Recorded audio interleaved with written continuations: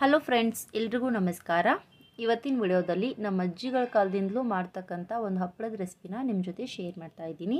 ತುಂಬ ಚೆನ್ನಾಗಿರುತ್ತೆ ಮತ್ತು ಮಾಡೋದು ಕೂಡ ತುಂಬ ಸುಲಭ. ಮತ್ತು ಈ ಹಪ್ಪಳ ಬಾಯಲ್ಲಿಟ್ಟರೆ ಕರಗೋಗುತ್ತೆ, ಅಷ್ಟು ರುಚಿಯಾಗಿರುತ್ತೆ. ಬನ್ನಿ ಹಾಗಾದರೆ ಈ ಗರ್ಗರಿಯಾದ ರುಚಿಕರವಾದ ಹಪ್ಪಳನ ಹೇಗೆ ಮಾಡೋದು ಅಂತ ಒಂದ್ಸಲ ನೋಡ್ಕೊಂಬರೋಣ. ಮುಂಚೆನೇ ನಾನು ಅಕ್ಕಿಯನ್ನು 3 ದಿನದವರೆಗೂ ನೆನೆಸಿಟ್ಟಿದ್ದೆ. ಅಕ್ಕಿ ಎಷ್ಟು ನೆನೆಸ್ಕೊತೇವೆ ನೋಡಿ ಅಷ್ಟು ಪಳ್ಳಾಗುತ್ತೆ ಮತ್ತು ವೈಟ್ ಆಗುತ್ತೆ. ಹಾಗಾಗಿ ಅಕ್ಕಿ ಎಷ್ಟು ನೆನೆದ್ರೂ ಕೂಡ ತೊಂದರೆ ಇಲ್ಲ. ನಾನು ಅಕ್ಕಿಯನ್ನು 3 ದಿನ ನೆನೆಸಿದ್ದೆ. 3ನೇ ದಿನ ಸಂಜೆ ಟೈಮಲ್ಲಿ ನಿಮಗೆ ತೋರಿಸ್ತಾ ಇದ್ದೀನಿ. ತುಂಬ ಚೆನ್ನಾಗಿ ನೆನೆದು ಅಕ್ಕಿ ರೆಡಿಯಾಗಿವೆ, ಕಾಣಿಸ್ತಾ ಇರ್ಬೋದು ನಿಮಗಿಲ್ಲಿ. ಈಗ ಅಕ್ಕಿಯನ್ನು ಬೇರೆ ಬೇರೆ ನೀರಿನಲ್ಲಿ ಚೆನ್ನಾಗಿ 3 ರಿಂದ 4 ಬಾರಿ ಆದರೂ ವಾಶ್ ಮಾಡ್ಕೋಬೇಕು. ನೆನಪಿರಲಿ, ಇನ್ನೊಂದು ಟಿಪ್ಸು, ಅಕ್ಕಿಯನ್ನು ನೆನೆಸಿಟ್ಟಾಗ ಪ್ರತಿದಿನ 3 ರಿಂದ 4 ಬಾರಿ ಚೆನ್ನಾಗಿ ವಾಶ್ ಮಾಡ್ಕೋಬೇಕು. ತುಂಬ ದಿನದವರೆಗೂ ನೆನೆಸಿಟ್ರೆ ಸ್ಮೆಲ್ ಬರುತ್ತೆ. ಹಾಗಾಗಿ ಚೆನ್ನಾಗಿ ನೀವು ವಾಶ್ ಮಾಡಿಟ್ರೆ ಯಾವುದೇ ಥರ ಸ್ಮೆಲ್ ಬರೋದಿಲ್ಲ. ನೋಡಿ, ಚೆನ್ನಾಗಿ ತೊಳೆದಾಗಿದೆ. ಈಗ 3ನೇ ದಿನ ನಾನು ಗ್ರೈಂಡ್ ಮಾಡ್ಕೊತಾ ಇದ್ದೀನಿ. ಮಿಕ್ಸಿ ಜಾರ್ಗೆ ಎಷ್ಟು ಬೇಕೋ ಅಷ್ಟು ಅಕ್ಕಿಯನ್ನು ಹಾಕಿ ಸ್ವಲ್ಪ ನೀರು ಹಾಕಿ ಸ್ಮೂತಾಗಿ ಗ್ರೈಂಡ್ ಮಾಡ್ಕೊಂಬರೋಣ. ನೋಡಿ, ಹಿಟ್ಟು ಸ್ಮೂತಾಗಿರಬೇಕು, ದೋಸೆ ಹಿಟ್ಟಿನ ಥರ. ಈ ರೀತಿ ಸ್ಮೂತಾಗಿ ಗ್ರೈಂಡ್ ಮಾಡಿದ್ಮೇಲೆ ಒಂದು ಪಾತ್ರೆಗೆ ಹಾಕ್ಕೊಳ್ಳೋಣ. ಇದೇ ರೀತಿ ನೆನೆಸಿರುವಂಥ ಎಲ್ಲ ಅಕ್ಕಿಯನ್ನು ರುಬ್ಬಿ ಹಿಟ್ಟನ್ನು ರೆಡಿ ಮಾಡ್ಕೊಳ್ಳೋಣ. ಎಲ್ಲ ಅಕ್ಕಿಯನ್ನು ರುಬ್ಬಿದ ಮೇಲೆ ಕೊನೆಯಲ್ಲಿ ರುಬ್ಬಿರೋ ಮಿಕ್ಸಿ ಜಾರ್ಗೆ ಸ್ವಲ್ಪ ನೀರು ಹಾಕಿ ಇದರಲ್ಲೇ ಸೇರಿಸ್ಕೊತಾ ಇದ್ದೀನಿ. ಈಗ ಒಂದ್ಸಲ ಎಲ್ಲವನ್ನು ನೀಟಾಗಿ ಕಲಿಸ್ಕೊಳ್ಳೋಣ. ಅಕ್ಕಿ ರುಬ್ಬುವಾಗ ಎಕ್ಸ್ಟ್ರಾ ನೀರು ಹಾಕ್ಕೋಬೋದು, ಅಥವಾ ಈ ರೀತಿ ಮಿಕ್ಸ್ ಮಾಡುವಾಗ ಕೂಡ ಸ್ವಲ್ಪ ನೀರು ಜಾಸ್ತಿ ಸೇರಿಸ್ಕೋಬೋದು, ತೊಂದರೆ ಇಲ್ಲ. ಯಾಕೆಂದರೆ ಹಿಟ್ಟು ನೆನೆದ ಮೇಲೆ ನೀರೆಲ್ಲ ಮೇಲೆ ತೇಲ್ತಾ ಇರುತ್ತೆ. ಆ ನೀರನ್ನ ತೆಗೆದಾಗ ಹಿಟ್ಟಿನಲ್ಲಿ ಉಳಿ ಸ್ವಲ್ಪ ಕಡಿಮೆ ಆಗುತ್ತೆ. ಹಾಗಾಗಿ ಎಕ್ಸ್ಟ್ರಾ ನೀರು ಸೇರಿಸಿದ್ರೂ ತೊಂದರೆ ಇಲ್ಲ. ಈಗ ಮಿಕ್ಸ್ ಮಾಡಿದ್ಮೇಲೆ ಮೇಲ್ಮುಚ್ಚಿ ಬೆಳಿಗ್ಗೆವರೆಗೂ ಹಿಟ್ಟನ್ನು ನೆನೆಲಿಕ್ಕೆ ಬಿಡೋಣ. ಬೆಳಿಗ್ಗೆ ಹಿಟ್ಟು ತೋರಿಸ್ತಾ ಇದ್ದೀನಿ ನಿಮಗಿಲ್ಲಿ. ಮುಂಚೆನೇ ಹೇಳಿದಾಗೆ ಗಟ್ಟಿ ಥರ ಇರೋ ಅಕ್ಕಿ ಹಿಟ್ಟು ಕೆಳಗಡೆ ಕೂತಿರುತ್ತೆ. ಎಕ್ಸ್ಟ್ರಾ ನೀರು ಹಾಕಿರ್ತೇವೆ ನೋಡಿ, ಆ ನೀರಿನಂಶ ಮೇಲ್ಗಡೆ ತೇಲ್ತಾ ಇರುತ್ತೆ. ನೋಡಿ, ಈ ರೀತಿ ಎಕ್ಸ್ಟ್ರಾ ಇರುವಂಥ ನೀರನ್ನ ಹೊರಗಡೆ ತೆಗೆದುಬಿಡೋಣ. ಈ ರೀತಿ ಎಕ್ಸ್ಟ್ರಾ ನೀರು ತೆಗೆದ್ರೆ ಹಿಟ್ಟು ನಮಗೆ ಜಾಸ್ತಿ ಹುಳಿ ಅನಿಸೋಲ್ಲ. ಯಾಕೆಂದರೆ 3 ದಿನದವರೆಗೂ ಅಕ್ಕಿ ನೆನೆಸಿರ್ತೇವೆ ನೋಡಿ, ಸ್ವಲ್ಪ ಹುಳಿ ಬಂದಿರುತ್ತೆ. ಹಾಗಾಗಿ ಮೇಲ್ಗಡೆ ತೇಲ್ತಾ ಇರುವಂಥ ಎಲ್ಲ ನೀರನ್ನ ತೆಗೆದ್ರೆ ಹಿಟ್ಟು ನಮಗೆ ಜಾಸ್ತಿ ಹುಳಿ ಆಗೋದಿಲ್ಲ. ಎಲ್ಲ ನೀರನ್ನ ತೆಗೆದು ಈಗ ಹಿಟ್ಟನ್ನು ಒಂದ್ಸಲ ನೀಟಾಗಿ ಕಲಿಸ್ಕೊಳ್ಳೋಣ.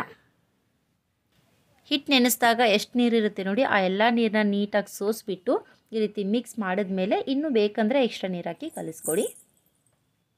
ನೋಡಿ, ಎಲ್ಲ ನೀರು ತೆಗೆದ್ಮೇಲೆ ಒಂದ್ಸಲ ನೀಟಾಗಿ ಕಲಸಿ ಎಕ್ಸ್ಟ್ರಾ ನೀರು ಹಾಕಿ ಕಲಿಸ್ಕೊತಾ ಇದ್ದೀನಿ. ಎಕ್ಸ್ಟ್ರಾ ನೀರು ಬಿಸಿನೀರೇನು ಬೇಡ, ನಾರ್ಮಲ್ ತಣ್ಣೀರು ಹಾಕಿ ಕಲಿಸ್ಕೊಳ್ಳಿ. ಹಿಟ್ಟು ಯಾವ ಹದದಲ್ಲಿ ಇರಬೇಕು ಅಂತ ತೋರಿಸ್ತೀನಿ ನಿಮಗಿಲ್ಲಿ. ಈ ಹಪ್ಪಳ ಮಾಡಲಿಕ್ಕೆ ಹಿಟ್ಟು ನಮಗೆ ತುಂಬ ಗಟ್ಟಿ ಇರಬಾರ್ದು, ದೋಸೆ ಹಿಟ್ಟಿನ ಥರ ಸ್ವಲ್ಪ ತೆಳ್ಳಗಿರಬೇಕು. ಹಿಟ್ಟು ತುಂಬ ಗಟ್ಟಿ ಇದ್ದರೆ ಬಿಸಿನೀರಿಗೆ ಹಾಕಿದಾಗ ಗಂಟಾಗಿಬಿಡುತ್ತೆ. ಹಾಗಾಗಿ ಈ ಹದದಲ್ಲಿ ಹಿಟ್ಟನ್ನು ರೆಡಿ ಮಾಡ್ಕೋಬೇಕು. ನೋಡಿ, ಹಿಟ್ಟಂತೂ ರೆಡಿಯಾಗಿದೆ. ಯಾವ ಪ್ರಮಾಣದಲ್ಲಿ ನೀರು ಹಾಕಬೇಕು ಅಂತ ನಮಗೆ ಕನ್ಫ್ಯೂಸ್ ಆಗುತ್ತೆ ನೋಡಿ. ಹಾಗಾಗಿ ಈ ಹಿಟ್ಟನ್ನು ಒಂದ್ಸಲ ಅಳತೆ ಮಾಡ್ಕೊಳ್ಳೋಣ. ನನಗಿಲ್ಲಿ ಈ ಬೌಲಿಂದ 1 ಬೌಲ್ ಆಗುವಷ್ಟು ಅಕ್ಕಿ ಹಿಟ್ಟು ಬಂದಿದೆ. ಇದಕ್ಕೆ ನಾವು ಎಷ್ಟು ನೀರು ಹಾಕಬೇಕು ಅಂತ ನಿಮಗೆ ಮುಂದೆ ತೋರಿಸ್ತೀನಿ. ಬನ್ನಿರಿ, ಅಕ್ಕಿ ಹಿಟ್ಟು ಯಾವ ರೀತಿ ಬೇಯಿಸೋದು ಅಂತ ನೋಡ್ಕೊಳ್ಳೋಣ. ನೀವು ಕೂಡ ಅಕ್ಕಿ ಹಿಟ್ಟನ್ನು ಈ ರೀತಿ ಅಳತೆ ಮಾಡಿ ಉಪಯೋಗಿಸ್ಕೊಳ್ಳಿ. ಆಗ ಪರ್ಫೆಕ್ಟ್ ಆದಂಥ ಹಪ್ಪಳ ನಿಮ್ಮದಾಗುತ್ತೆ. ಈಗ ಹಪ್ಪಳ ಬೇಯಿಸಲಿಕ್ಕೆ ಈ ಕಡೆ ಗ್ಯಾಸನ್ನು ಆನ್ ಮಾಡಿ ಒಂದು ಅಗಲವಾದಂಥ ಪಾತ್ರೆ ಇಟ್ಟು ಅದರಲ್ಲಿ ಅಕ್ಕಿ ಹಿಟ್ಟು ಅಳತೆ ಮಾಡಿರೋ ಬೌಲ್ನಿಂದನೇ 1 ಬೌಲ್ ಅಕ್ಕಿ ಹಿಟ್ಟಿಗೆ 6 ಬೌಲ್ ಆಗುವಷ್ಟು ನೀರು ಹಾಕ್ಕೊತಾ ಇದ್ದೀನಿ. ನೀವು ಹಿಟ್ಟನ್ನು ಯಾವುದೇ ಪಾತ್ರೆಯಿಂದ ಬಿಸಿ ಮಾಡಿದ್ರೂ ಕೂಡ ಎಷ್ಟಿರುತ್ತೆ ನೋಡಿ ಅಕ್ಕಿ ಹಿಟ್ಟು, ಅದರ ತಕ್ಕಂತೆ 1 ಬೌಲ್ಗೆ 6 ಬೌಲ್ ಆಗುವಷ್ಟು ನೀರು ಹಾಕ್ಕೊಳ್ಳಿ. ಆಗ ಕರೆಕ್ಟಾಗಿ ಹಿಟ್ಟು ರೆಡಿ ಆಗುತ್ತೆ. ನೋಡಿ, 6 ಬೌಲ್ ಆಗುವಷ್ಟು ನೀರು ಹಾಕಿದ್ಮೇಲೆ ರುಚಿಗೆ ತಕ್ಕಷ್ಟು ಉಪ್ಪು ಹಾಕ್ಕೊತಾ ಇದ್ದೀನಿ. ಈಗ ಮೇಲ್ಗಡೆ ಒಂದು ತಟ್ಟೆ ಮುಚ್ಚಿ ನೀರನ್ನು ಬಿಸಿ ಆಗ್ಲಿಕ್ಕೆ ಬಿಡೋಣ. ನೀರನ್ನು ತುಂಬ ಬಿಸಿ ಆಗ್ಲಿಕ್ಕೆ ಬಿಡಬಾರ್ದು. ಇನ್ನೇನು ಬಿಸಿ ಆಗ್ತಾ ಇದೆ ಅನ್ನೋ ಟೈಮಲ್ಲೇ ನಾವು ಇದಕ್ಕೆ ಹಿಟ್ಟು ಸೇರಿಸ್ಕೋಬೇಕು. ತುಂಬ ನೀರು ಬಿಸಿ ಆದಾಗ ಹಿಟ್ಟು ಸೇರ್ಸೋಕೆ ಹೋದರೆ ಗಂಟಾಗೋ ಚಾನ್ಸಸ್ ಇರುತ್ತೆ. ಹಾಗಾಗಿ ಸ್ವಲ್ಪ ಲೈಟಾಗಿ ಬಿಸಿ ಆದಮೇಲೆ ಈ ರೀತಿ ಒಂದ್ಸಲ ಹಿಟ್ಟನ್ನು ಚೆನ್ನಾಗಿ ಮಿಕ್ಸ್ ಮಾಡಿ ನಿಧಾನವಾಗಿ ಒಂದು ಕೈಯಿಂದ ಹಿಟ್ಟು ಹಾಕ್ತಾ ಹೋಗಿ, ಇನ್ನೊಂದು ಕೈಯಿಂದ ಕೈ ಬಿಡದೇ ಈ ರೀತಿ ಮಿಕ್ಸ್ ಮಾಡ್ತಾ ಹೋಗಿ. ಈ ರೀತಿ ಮಾಡೋದ್ರಿಂದ ನಮಗೆ ಹಿಟ್ಟು ಗಂಟಾಗೋದಿಲ್ಲ.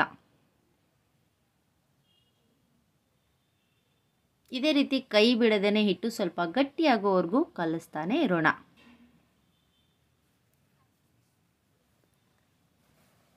ಈ ರೀತಿ ಹಪ್ಪಳ ಮಾಡ್ತಾ ಇದ್ದರೆ ನೀವು ಸ್ವಲ್ಪ ದೊಡ್ಡದಾಗಿರುವಂಥ ಪಾತ್ರೆನೇ ಇಟ್ಕೋಬೇಕು. ಯಾಕೆಂದರೆ ಹಿಟ್ಟು ಜಾಸ್ತಿ ಆಗುತ್ತೆ ನೋಡಿ, ಹಾಗಾಗಿ ದೊಡ್ಡದು ಪಾತ್ರೆ ಇದ್ದರೆ ಅನುಕೂಲ ಆಗುತ್ತೆ. ಇದೇ ರೀತಿ ಕೈ ಬಿಡದೇ ಮಿಕ್ಸ್ ಮಾಡ್ತಾ ನಾವು ಸ್ವಲ್ಪ ಗಟ್ಟಿಯಾಗೋವರೆಗೂ ಕುದಿಸ್ಕೋಬೇಕು. ನೀವು ಮಿಕ್ಸ್ ಮಾಡಲಿಲ್ಲ ಅಂದರೆ ಕೆಳಗಡೆ ಅಂಟೋ ಚಾನ್ಸಸ್ ಇರುತ್ತೆ, ಅಂದರೆ ಸೀದೋಗೋ ಚಾನ್ಸಸ್ ಇರುತ್ತೆ. ಹಾಗಾಗಿ ಕೈ ಬಿಡದೇ ಆಗಾಗ ಈ ರೀತಿ ಮಿಕ್ಸ್ ಮಾಡ್ತಾ ಈ ರೀತಿ ಗಟ್ಟಿಯಾಗೋವರೆಗೂ ನೀವು ಬೇಯಿಸ್ಕೋಬೇಕು. ನೋಡಿ, ತುಂಬ ಚೆನ್ನಾಗಿ ಕುದ್ದು ಗಟ್ಟಿಯಾಗಿದೆ. ನಿಮಗೆ ಮುಖ್ಯವಾದ ಟಿಪ್ಸ್ ಇದು. ಹಿಟ್ಟನ್ನು ನೀವು ಚೆನ್ನಾಗಿ ಬೇಯಿಸಿರಲಿಲ್ಲ ಅಂದರೆ ಹಪ್ಪಳ ಬಟ್ಟೆಯಿಂದ ಏಳೋದೇ ಇಲ್ಲ. ಹಾಗಾಗಿ ಹಿಟ್ಟನ್ನು ನೀವು ಚೆನ್ನಾಗಿ ಬೇಯಿಸ್ಕೋಬೇಕು. ಹಿಟ್ಟನ್ನು ನೀವು ಚೆನ್ನಾಗಿ ಬೇಯಿಸಿದ್ರೆ ಹಪ್ಪಳ ಕೂಡ ತುಂಬ ನೀಟಾಗಿ ಬರುತ್ತೆ, ಕೆಳಗಡೆ ಎಲ್ಲೂ ಅಂಟ್ಕೊಳ್ಳೋದಿಲ್ಲ ಮತ್ತು ಹರಿದೋಗೋದಿಲ್ಲ. ಹಾಗಾಗಿ ಚೆನ್ನಾಗಿ ಈ ರೀತಿ ಗಟ್ಟಿಯಾಗುವವರೆಗೂ ಕುದಿಸ್ಕೋಬೇಕು. ನೋಡಿ, ಈ ಹದದವರೆಗೂ ಬೇಯಿಸಿದ ಮೇಲೆ ಇಮಿಡಿಯೇಟಾಗಿ ಗ್ಯಾಸ್ ಫ್ಲೇಮನ್ನು ಆಫ್ ಮಾಡಿ ಈಗ ಒಂದು ಸ್ವಲ್ಪ ಹಿಟ್ಟನ್ನು ಎತ್ತಿಟ್ಕೊತಾ ಇದ್ದೀನಿ. ಯಾಕೆಂದರೆ ವೈಟ್ ಆಗಿರುವಂಥ ಹಪ್ಪಳ ಬೇಕು ಅಂತೇಳಿ ಒಂದು ಬೌಲ್ನಲ್ಲಿ ಹಾಕೊತಾ ಇದ್ದೀನಿ. ಇನ್ನು ಮಿಕ್ಕಿರೋ ಹಿಟ್ಟಿಗೆ ಜೀರಿಗೆ ಎಳ್ಳನ್ನು ಸೇರಿಸ್ಕೊಳ್ಳೋಣ. ನೋಡಿ, ಒಂದು ಬೌಲ್ನಲ್ಲಿ ಸ್ವಲ್ಪ ಹಿಟ್ಟು ಎತ್ತಿಟ್ಕೊಂಡ್ಮೇಲೆ ಇನ್ನು ಮಿಕ್ಕಿರೋ ಹಿಟ್ಟಿಗೆ ನಾನು 1 ಸ್ಪೂನಷ್ಟು ಜೀರಿಗೆ ಮತ್ತು 1 ಸ್ಪೂನಷ್ಟು ಬಿಳಿ ಎಳ್ಳನ್ನು ಹಾಕೊತಾ ಇದ್ದೀನಿ. ಈಗ ಎಲ್ಲವನ್ನು ನೀಟಾಗಿ ಕಲಿಸ್ಕೊಳ್ಳೋಣ. ನೀವು ಇದರಲ್ಲಿ ಬೇಕಂದರೆ ಹಸಿಮೆಣಸಿನ್ಕಾಯನ್ನು ತರಿತರಿಯಾಗಿ ಕುಟ್ಟಿ ಹಾಕೋಬೋದು, ಇಲ್ಲಾಂದರೆ ಕೊತ್ತಂಬರಿ ಸೊಪ್ಪನ್ನು ಕೂಡ ಗ್ರೈಂಡ್ ಮಾಡ್ಕೋಬೋದು, ಅಥವಾ ಕಟ್ ಮಾಡಿ ಕೂಡ ಹಾಕೋಬೋದು, ಅಥವಾ ಅಚ್ಕಾರದ ಪುಡಿಯನ್ನು ಕೂಡ ಹಾಕಿ ಕಲಿಸ್ಕೋಬೋದು. ನಿಮ್ಗೆ ಯಾವ ಥರ ಬೇಕೋ ಆ ರೀತಿ ಮಾಡ್ಕೊಳ್ಳಿ. ನಾನು ಹಿಟ್ಟಿಗೆ ಜೀರಿಗೆ, ಎಳ್ಳು ಮತ್ತು ಉಪ್ಪನ್ನು ಮಾತ್ರ ಹಾಕ್ಕೊಂಡಿದ್ದೀನಿ. ಹಿಟ್ಟು ಈ ಹದದಲ್ಲಿರುವಾಗಲೇ ಗ್ಯಾಸ್ ಫ್ಲೇಮನ್ನು ಆಫ್ ಮಾಡ್ಕೋಬೇಕು. ಇನ್ನೂ ಗಟ್ಟಿಯಾಗೋವರೆಗೂ ಬೇಯಿಸಿದ್ರೆ ಹಿಟ್ಟು ತಣ್ಣಗಾದ್ಮೇಲೆ ಇನ್ನೂ ಗಟ್ಟಿ ಆಗುತ್ತೆ, ಆಗ ಹಪ್ಪಳ ಅಷ್ಟು ಚೆನ್ನಾಗಿ ಬರೋದಿಲ್ಲ. ಹಾಗಾಗಿ ಸ್ವಲ್ಪ ತೆಳುಗಿರುವಾಗಲೇ ಆಫ್ ಮಾಡ್ಕೊಳ್ಳಿ. ತಣ್ಣಗಾದ್ಮೇಲೆ ಇನ್ನೂ ಸ್ವಲ್ಪ ಗಟ್ಟಿಯಾಗಿ ಕರೆಕ್ಟ್ ಆಗುತ್ತೆ. ನೋಡಿ, ಪರ್ಫೆಕ್ಟಾಗಿ ರೆಡಿ ಆಗಿದೆ. ಈಗ ಇಮಿಡಿಯೇಟಾಗಿ ಹಪ್ಪಳ ಮಾಡೋದು ಹೇಗೆ ಅಂತ ನೋಡ್ಕೊಳ್ಳೋಣ. ನಾನು ಟೆರೆಸ್ ಮೇಲೆ ಹಾಳೆ ಹಾಸ್ಕೊಂಡಿದ್ದೀನಿ. ಈಗ ಇದ್ರ ಮೇಲೆ ಮುಂಚೆನೇ ಎಳ್ಳು ಜೀರಿಗೆ ಹಾಕ್ದೇ ಎತ್ತಿಟ್ಕೊಂಡಿದ್ದೆ ನೋಡಿ, ಆ ವೈಟ್ ಆಗಿರುವಂಥ ಹಪ್ಪಳನ ಮೊದಲು ಹಾಕೊತಾ ಇದ್ದೀನಿ. ನೋಡಿ, ಈ ರೀತಿ ಸ್ಪೂನಿಂದ ಸ್ವಲ್ಪ ಸ್ವಲ್ಪ ಹಾಕ್ತಾ ಹೋಗಬೇಕು. ನೀವು ದೊಡ್ಡದು ಬೇಕಂದರೆ ದೊಡ್ಡದು ಕೂಡ ಮಾಡ್ಕೋಬೋದು. ನಾನಿಲ್ಲಿ ಚಿಕ್ಕ ಚಿಕ್ಕದಿರುವಂಥ ಹಪ್ಪಳನ ಮಾಡ್ಕೊತಾ ಇದ್ದೀನಿ. ನೋಡಿ, ಸ್ವಲ್ಪ ಹಿಟ್ಟು ಹಾಕಿ ಸ್ವಲ್ಪ ಹರಡ್ಕೊಳ್ಳಿ, ಜಾಸ್ತಿ ಅಗಲ ಮಾಡೋಕ್ಕೆ ಹೋಗಬೇಡಿ. ತುಂಬ ಅಗಲ ಮಾಡಿಕೊಂಡ್ರೆ ಹಪ್ಪಳ ಏಳೋಕ್ಕೂ ಕೂಡ ಕಷ್ಟ ಆಗುತ್ತೆ.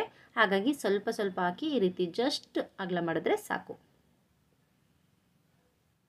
ಈ ಹಿಟ್ಟಿನಲ್ಲಿ ಎಷ್ಟಾಗುತ್ತೋ ಅಷ್ಟು ಹಪ್ಪಳನ ಮಾಡ್ತೀನಿ. ಇನ್ನು ಮಿಕ್ಕಿರೋ ಹಿಟ್ಟಿನಲ್ಲೂ ಕೂಡ ಹಪ್ಪಳನ ಯಾವ ರೀತಿ ಮಾಡೋದು ಅಂತ ನಿಮಗೆ ತೋರಿಸ್ತೀನಿ. ಬರೀ ಉಪ್ಪು ಹಾಕಿ ಮಾಡಿರುವಂಥ ಹಪ್ಪಳ ಇದು. ಇನ್ನು ಮಿಕ್ಕಿರೋ ಹಿಟ್ಟಿತ್ತು ನೋಡಿ, ಅದನ್ನು ಕೂಡ ಬೇರೊಂದು ಬೌಲ್ಗೆ ಸ್ವಲ್ಪ ಸ್ವಲ್ಪ ಹಾಕಿ ಈ ರೀತಿ ಕಲಿಸ್ಕೊತಾ ಇದ್ದೀನಿ. ನೋಡಿ, ತಣ್ಣಗಾದ್ಮೇಲೆ ಹಿಟ್ಟು ಈ ರೀತಿ ಗಟ್ಟಿ ಆಗುತ್ತೆ. ಇದಕ್ಕೆ ಒಂದು ಸ್ವಲ್ಪ ಫುಡ್ ಕಲರ್ ಹಾಕೊತಾ ಇದ್ದೀನಿ. ಒಂದು ಬೌಲ್ನಲ್ಲಿ ಆರೆಂಜ್ ಕಲರ್, ಇನ್ನೊಂದು ಬೌಲ್ಗೆ ಗ್ರೀನ್ ಕಲರ್. ಕಲರ್ಗೆ ಒಂದು ಸ್ವಲ್ಪ ನೀರು ಹಾಕಿ ಕಲಸಿ ಈ ರೀತಿ ಹಾಕೋಬೇಕು. ಡೈರೆಕ್ಟಾಗಿ ಕಲರ್ ಹಾಕಿದ್ರೆ ಒಂದೇ ಕಡೆ ಕಲರ್ ಆಗುತ್ತೆ, ಇನ್ನೊಂದು ಕಡೆ ವೈಟ್ ಆಗಿರುತ್ತೆ.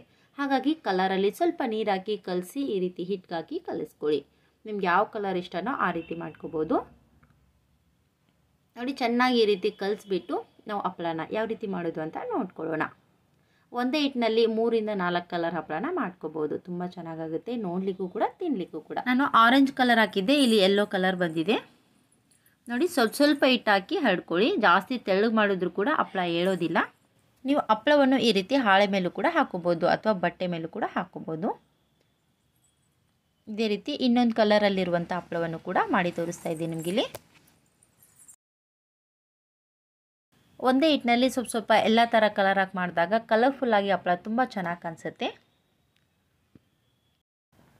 ನಾನು ಹಪ್ಪಳವನ್ನು ಹಾಳೆ ಮೇಲೆ ಅಷ್ಟೇ ಅಲ್ಲದೆ ಈ ರೀತಿ ಬಟ್ಟೆ ಮೇಲೂ ಕೂಡ ಹಾಕ್ಕೊಂಡಿದ್ದೀನಿ. ಈಗ ಈ ಎಲ್ಲ ಹಪ್ಪಳವನ್ನು ಬಿಸಿಲಲ್ಲಿ ಸಂಜೆವರೆಗೂ ಒಣಗಿಸ್ಕೊಳ್ಳೋಣ. ಬಿಸಿಲು ಚೆನ್ನಾಗಿರೋದ್ರಿಂದ ಸಂಜೆ ಅನ್ನುವಷ್ಟರಲ್ಲೇ ಚೆನ್ನಾಗಿ ಒಣಗಿ ರೆಡಿ ಆಗುತ್ತೆ. ನೋಡಿ, ಸಂಜೆ ಟೈಮಲ್ಲಿ ತೋರಿಸ್ತಾ ಇದ್ದೀನಿ ನಿಮಗಿಲ್ಲಿ. ಈ ರೀತಿ ಸ್ವಲ್ಪ ಒಣಗಿ ರೆಡಿಯಾಗಿವೆ. ಈಗ ಹಪ್ಪಳನ ಯಾವ ರೀತಿ ಬಿಡಿಸೋದು ಅಂತ ನೋಡ್ಕೊಳ್ಳೋಣ. ಹಾಳೆಯನ್ನು ಒಂದು ಸ್ವಲ್ಪ ಸೈಡಲ್ಲಿ ಈ ರೀತಿ ಅಗಲ ಮಾಡಿದ್ರೆ ಸಾಕು, ಹಪ್ಪಳ ತುಂಬ ನೀಟಾಗಿ ಬಂದುಬಿಡುತ್ತೆ, ಕೆಳಗಡೆ ಎಲ್ಲೂ ಕಚ್ಕೊಳ್ಳೋದಿಲ್ಲ.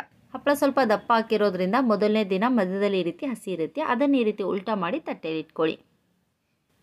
ನೀವು ಹಪ್ಪಳ ಬಿಡಿಸಿದ ಮೇಲೆ ಈ ರೀತಿ ತಟ್ಟೆಯಲ್ಲೂ ಕೂಡ ಇಡ್ಬೋದು, ಇಲ್ಲಾಂದರೆ ಯಾವುದಾದ್ರೂ ವೇಲ್ ಅಥವಾ ಬಟ್ಟೆನ ಹಾಸಿ ಅದ್ರ ಮೇಲೇ ಒಣಗಾಕ್ಬಿಟ್ರೆ ಆದಷ್ಟು ಬೇಗನೆ ಒಣ್ಕೊಂಡ್ಬಿಡುತ್ತೆ.